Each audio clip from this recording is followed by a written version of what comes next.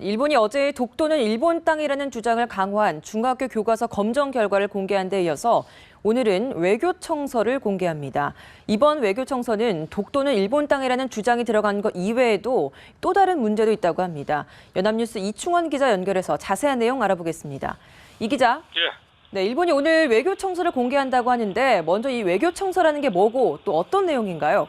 외교청서는 우리로 말하면 매년 한 번씩 나오는 외교 백서격인데요. 국제정세의 추이와 일본의 외교활동 전망을 담은 보고서라고 할 수 있습니다. 1957년부터 매년 발행되고 있는데요. 기시다 후미오 외무상이 조금 전 오전 7시 45분부터 열린 내각 회의에 외교청서 초안을 보고했고요. 잠시 후에 확정 발표될 예정입니다. 매년 일본의 외교청서와 방위 백서가 공개될 때면 우리 땅 독도를 일본 땅이라는 주장을 담은 게 문제가 됐는데요. 표현은 매년 비슷한 정도입니다. 독도는 역사적이나 국제법상으로 일본 고유의 영토라는 주장과 국제법에 의거해 평화적으로 분쟁을 해결하겠다는 내용을 담는 정도입니다. 올해에는 대외 홍보를 강화하기 위해서 9년 만에 외교청서 전문 영어판을 만든다고 합니다. 네, 일본이 역사적으로도 국제적으로도 독도는 자신의 땅이다라고 주장을 한다 말씀해 주셨는데 역사적으로도 그렇고 국제적으로도 그렇고 누가 뭐라 해도 이 독도는 우리 땅 아니겠습니까? 도대체 일본이 왜 이런 주장을 하고 있는 건가요?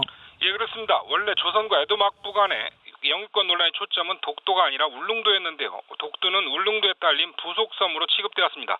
이미 17세기에 조선과 에도 막부 간에 울릉도가 어느 나라 땅이냐를 두고 1차 논쟁이 있었는데요. 안용복의 두 차례에 걸친 도일 등을 통해서 울릉도와 그 부속섬이 일본 땅이 아니라 조선 땅이라는 걸 확증한 일본 측 문서들이 다수 있습니다.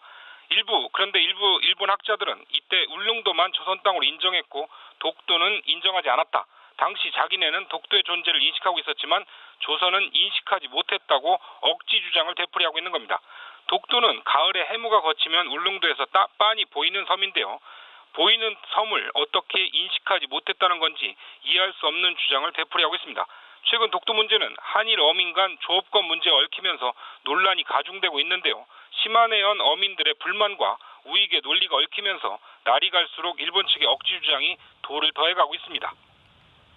네, 그런가 하면 이번 외교청서에 또 다른 문제가 있다고 하더라고요. 이 내용도 좀 자세히 전해주시죠.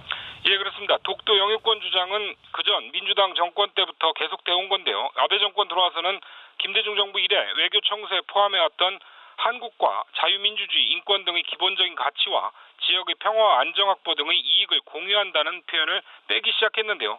이번 외교청서 초안에서 이 표현을 삭제한 것으로 드러났습니다. 다만 가장 중요한 이웃 국가라는 표현만 남았는데요.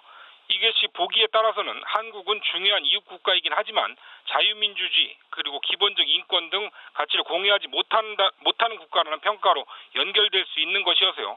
요즘 한중일 정상회담을 개최하려는 움직임이 있는 등 한일 관계 개선 노력이 지금 기울여지고 있는데요. 혹시 여기에 찬물을 끼얹지는 않을까 우려되고 있습니다. 연합뉴스 이충원이었습니다.